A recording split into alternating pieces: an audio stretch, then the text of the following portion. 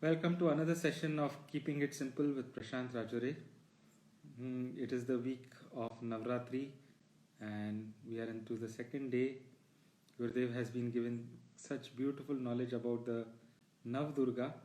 Yesterday he talked about Shailaputri and today he talked about Brahmacharini. So if you would like to have more information about that, I would suggest that you go onto the YouTube channel of Gurudev and listen to it. It's better you hear it directly from him. So there Dhruv is ready with his questions today. So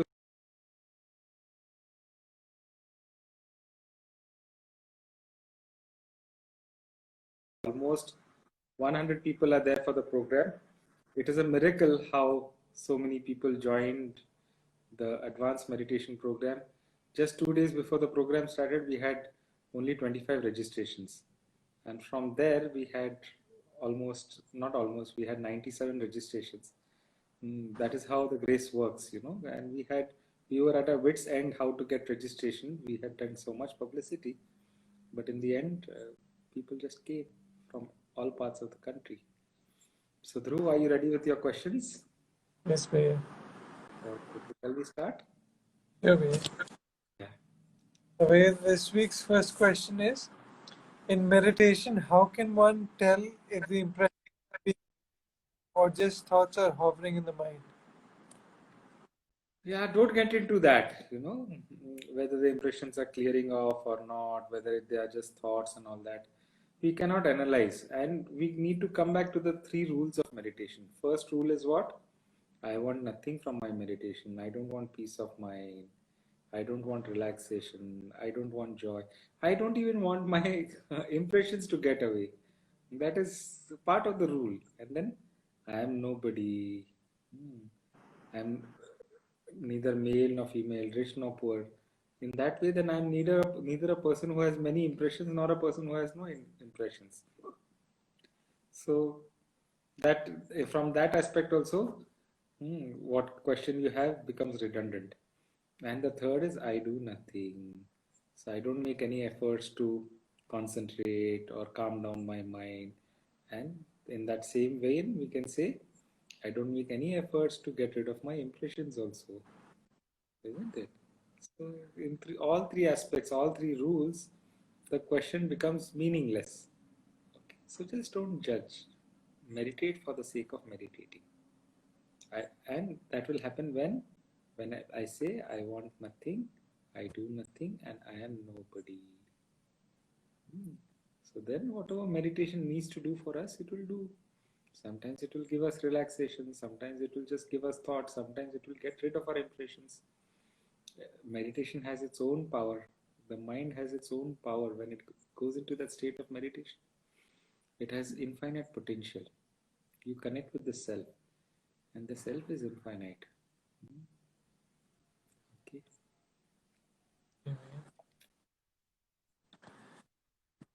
The next question is, living in a diverse world, how do we protect our mind from other people's opinion about our guru? Like then says from Guru Ninda. Yeah, people will have opinions, let them have.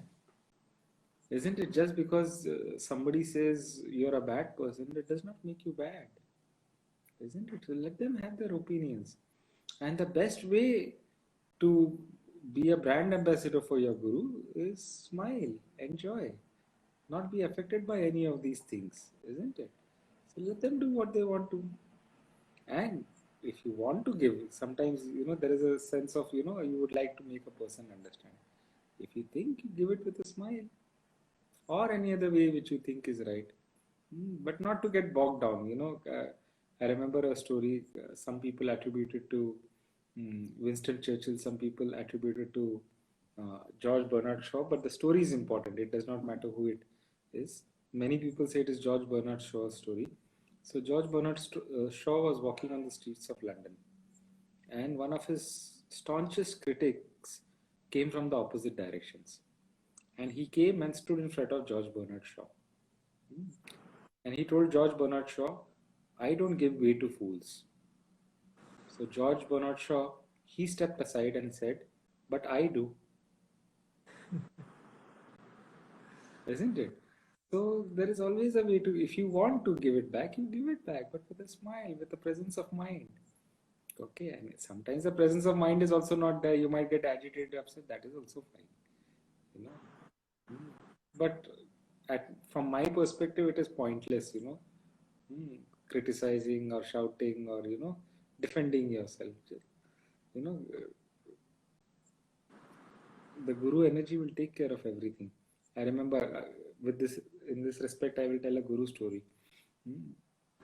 So there was this person who was very critical of Gurudev, whatever he was doing, and Gurudev would never give any reply to us. We would be a little upset and agitated. Gurudev, that he's talking so negatively about you, and Gurudev would just smile and he will just hmm, ignore and move on.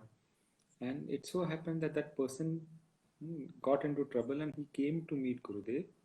And after meeting Gurudev, he felt a big relief. And then that person left.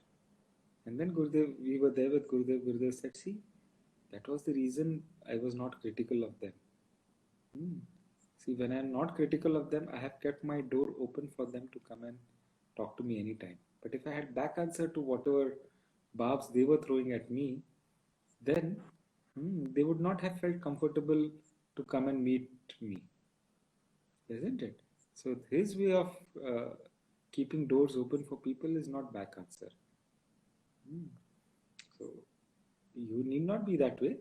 We are all different by nature. Gurudev has the patience and the strength to withstand all that. We are human beings. Sometimes we may have the strength, sometimes we may not be able to have the strength. So whatever is possible under the circumstances, we will do. Okay, to the best of our abilities. Okay. Thank you, Bhaiya. Bhaiya, the next question is, how can one fast during Navratri? What is allowed and what to avoid? There are different methods of fasting.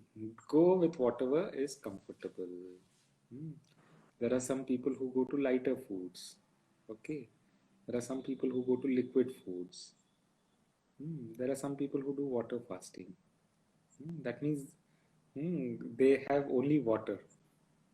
So there was one of our teachers, he went and told Gurudev, I remember an incident with water fast. So he told Gurudev, Gurudev, today I'm water fasting. So Gurudev said, was surprised this teacher is doing some fasting and that too water fasting. So after a few minutes, he said, Gurudev, it is my lunch time. Gurudev said, you're water fasting, where is lunch? So he says, no, I'm water fasting. Means what? I'm going to have everything except water. Okay, so I'm going to have my lunch, I'm going to have my this, and instead of when I'm thirsty, instead of having water, I will have Coke, Pepsi, lemonade, whatever, but no water.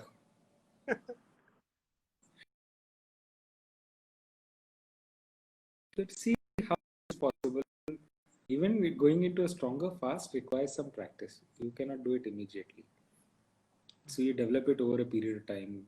Once in few months you practice, go a little deeper, come out, then go a little deeper, come out.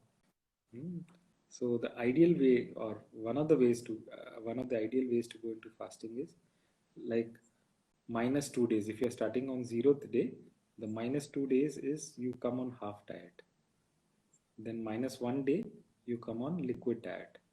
And then the 0th day, you get into water fasting. And then keep that water fast for how many days you want to. And then that the day you end your fast, you again start your liquid diet. And then you get into half the diet of the food, and then you slowly increase. So it has to be a gradual in into the fasting and gradual out of the fast. Okay. So that is what is a practical way, but different people fast differently. So you see what suits you.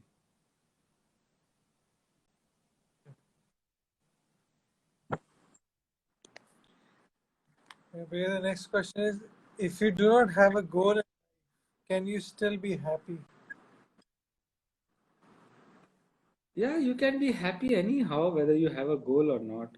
But hmm, having no goal does not give any direction to life. Hmm. A goal is something which gives direction to your mind, to your body, hmm. And that becomes very useful.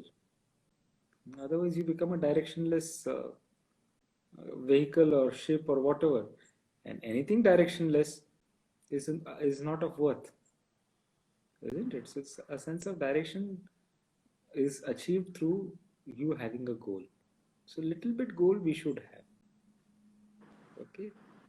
Until you become an enlightened person, where it might be some other state which might be taking over. So, but when we reach that stage, we will know.